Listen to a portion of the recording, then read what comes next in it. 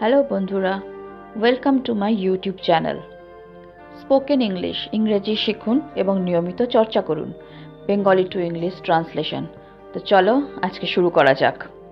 আজ আমার ব্রত। ইংলিশে আমরা বলবো today is my fasting. Today is my fasting মানে আজ আমার ব্রত। ফাস্টিং মানে হচ্ছে ব্রত বা উপবাস। পরের সেন্টেন্সটা দেখে নিই। আমার খিদে পায়নি। In English, I don't have appetite. I don't have appetite মানে আমার খিদে পায়নি। Appetite মানে হচ্ছে খিদে। নেক্সট সেন্টেন্স, এটা আমার খুব একটা পছন্দ নয়। সিম্পলভাবে এই সেন্টেন্সটা বলতে গেলে আমরা বলতে পারি I don't like it too much. But in advance way যদি আমরা বলি, যেটা শুনতে খুবই ভালো লাগে, তাহলে সেন্টেন্সটা আমরা বলবো এরকমভাবে, This is not my cup of tea. This is not my cup of tea মানে এটা আমার খুব একটা পছন্দের নয়। পরের সেন্টেন্সটা দেখে নিই। আমি এটা বুঝতে পারলাম না। ইংলিশে আমরা বলবো I didn't get that. I didn't get that মানে আমি এটা বুঝতে পারলাম না। নেক্সট সেন্টেন্স, ওর কারোর সাথেই বনে না। ইংলিশে আমরা কিভাবে বলি, He doesn't get along with anyone. He doesn't get along with anyone মানে ওর কারোর সাথেই বনে না। নেক্সট সেন্টেন্স, কেঁদে কোনো লাভ নেই। In English, crying won't help. Crying won't help মানে কেঁদে কোনো লাভ নেই। নেক্সট সেন্টেন্স, আমি আমার কথা রেখেছি। ইংলিশে আমরা বলবো I kept my promise. I kept my promise মানে আমি আমার কথা রেখেছি। পরের সেন্টেন্সটা দেখে নিই। এটা ওখানে রেখে দাও। In English, put it over there. Put it over there বা এইভাবেও বলতে পারি keep it over there. Keep it over there মানে একই, এটা ওখানে রেখে দাও। নেক্সট, আমি ভয় পেয়ে গেছিলাম।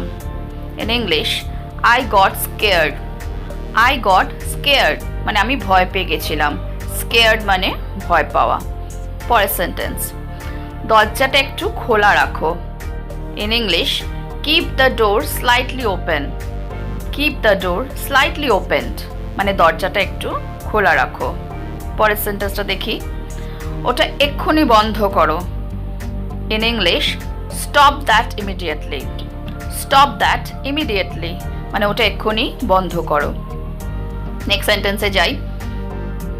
আমি এটা ভাবিনি। ইংলিশে আমরা বলবো I didn't think of it. I didn't think of it মানে আমি এটা ভাবিনি। নেক্সট সেন্টেন্স, তোমার কি এটা মজা লাগছে? In English, do you find it funny? Do you find it funny বা এরম ভাবেও বলতে পারি do you think it is a joke. Do you think it is a joke মানে তোমার কি এটা মজা লাগছে? নেক্সট সেন্টেন্স, কোনো কিছুই সবসময়ের জন্য হয় না। ইংলিশে আমরা বলবো nothing last for ever. Nothing last for ever মানে কোনো কিছুই সবসময়ের জন্য হয় না।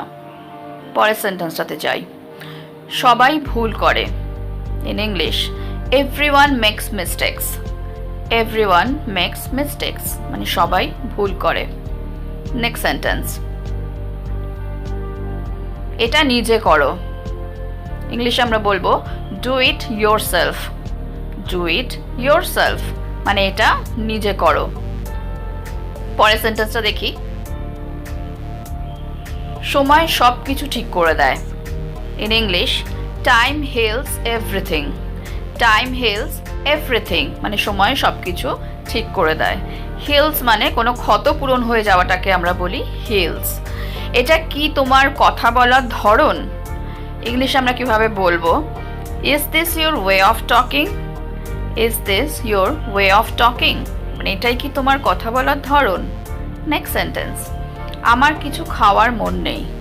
In English, I don't feel like eating anything. I don't feel like eating anything মানে আমার কিছু খাওয়ার মন নেই। ঠিক একই রকমভাবে যদি আমরা এই সেন্টেন্সটা বলি, আমার টিভি দেখার মন নেই, সেম ভাবে তৈরি হবে I don't feel like watching TV. I don't feel like watching TV মানে আমার টিভি দেখার মন নেই। হ্যালো ফ্রেন্ডস, যদি তোমাদের এই ভিডিওটা ভালো লেগে থাকে তাহলে আমাকে কমেন্ট বক্সে কমেন্ট করে জানিও। আর যদি তোমাদের কোনো প্রশ্ন থাকে তাহলেও আমাকে কমেন্টে জানাতে ভুলো না। তো আজকে এই পর্যন্তই। Thank you for watching.